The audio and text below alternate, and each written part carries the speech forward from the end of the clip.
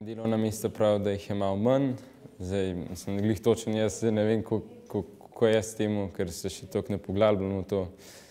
Pa ja, približno že vem, kam bom šel. Bi bil mizar ali pa kakšen izdelovalec pohištva.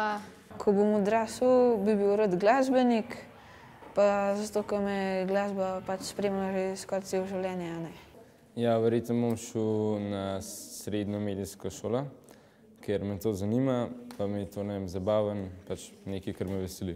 Ja, v bistvu imam po bratu, ki je avtomehanik, mu pomagam, pa imam željo postati.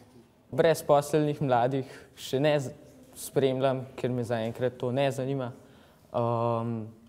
Malo pa že razmišljam, kaj bom, ko bom jaz na takem mestu. Jaz bi v bistvu tako, če tle ne bi bilo dosti zaposlitev, bi šla v tujino pogledati, ampak tako ne bi šla do konca življenja, ampak bi šla za par let. Če v Sloveniji ne bo za delati, bom šel pa kam drugam delati.